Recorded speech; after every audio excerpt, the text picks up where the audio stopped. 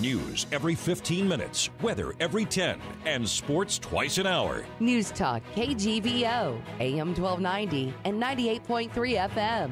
You're listening to Montana Morning with Peter Christian. A murder suspect is dead after an altercation with Missoula police. Good morning, everyone.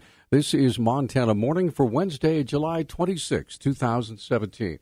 A very hazy, smoky sky in western Montana right now. We have 54 degrees in Missoula. Our newscast this morning sponsored by First Montana Bank. They're your home for free centennial checking plus unlimited cash back every time you use your debit card. Check them out online at firstmontanabank.com. A murder suspect is dead after an altercation with police in the Rattlesnake area of Missoula late last night. Missoula police told NBC Montana the man died in an altercation just before midnight. Officers have been watching a home in the Rattlesnake area to help state investigators. The man was a suspect in the death of a woman in Jefferson City on Sunday. Officers say they had word the 33-year-old man may also have had explosives. Late last night, police tried to arrest the suspect in the 3600 block of Rattlesnake Drive. Police reportedly had their guns up while making the arrest because they heard the suspect could be armed. They said that's when the suspect shot himself. The Ravalli County Sheriff's Office is investigating since the incident involved police officers with guns drawn. The explosives ordnance disposal team responded to sweep the property for explosives. NBC Montana, our news affiliate, is told it did not find anything, but they're still on the scene. Rattlesnake Drive was reduced to single-lane traffic while the investigation was ongoing.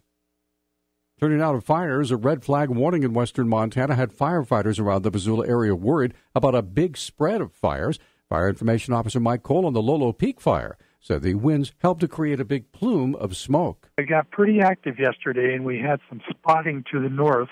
And once that got on that slope there, it started picking up steam, and it ran all the way to the top of Lantern Ridge.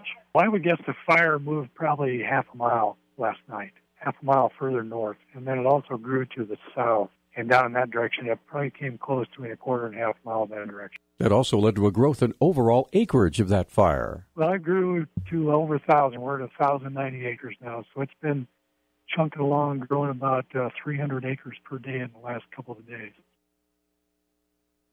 Meanwhile, to the east of Missoula, the Goat Creek Fire, Slide Rock Fire, and Little Hogback Fires also saw growth. Fire Information Officer Ted Pettis explains. The weather conditions were certainly ripe for big expansion, but it's been pretty typical of the other days.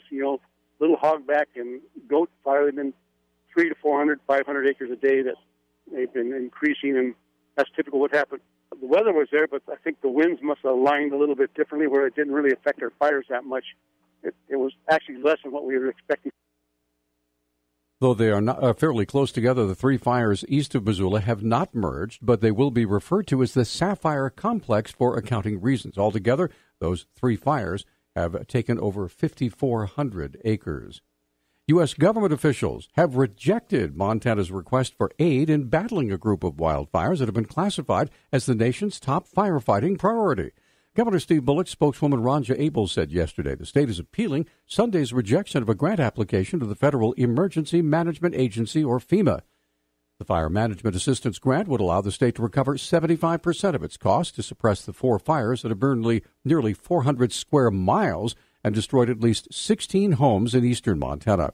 The Lodgepole Complex is burning through a mix of private, state, and federal land. Abel said the governor spoke with FEMA Administrator Brock Long, who assured Bullock he would personally review the appeal. Senator John Tester also sent Long a letter demanding to know why the request was denied. On Monday, the Sunrise Fire southeast of Superior gained enough notoriety to get a high placement on the national priority list. Here's Fire Information Officer Tom Rode. From a national priority, we are actually third right now. We were second yesterday. My understanding is there was another fire in eastern Montana that pushed up to second.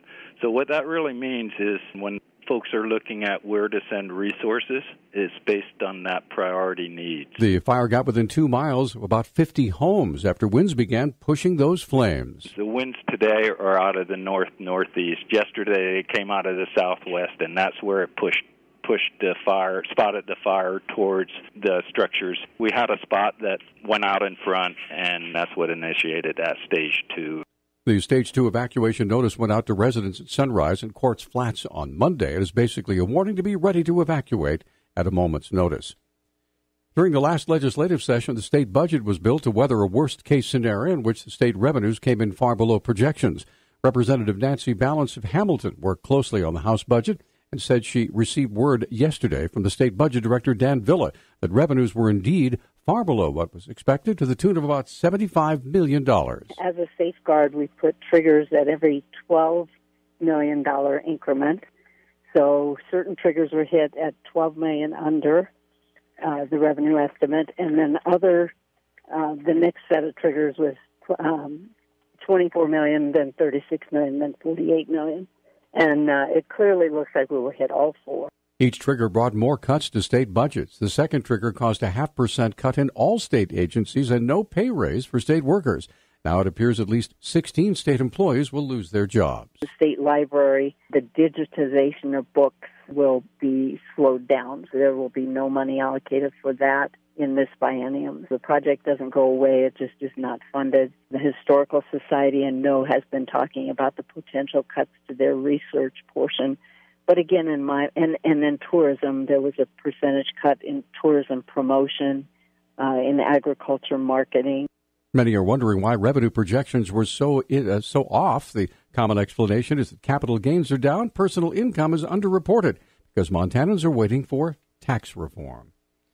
And speaking of the budget triggers, yesterday, the superintendent of public instruction, Elsie Arnson, said she asked to attend the meeting that Revenue Director Dan Villa had with reporters, but then was uninvited. We called and said, Budget Director, can we come and listen? Because schools are very much a part of this.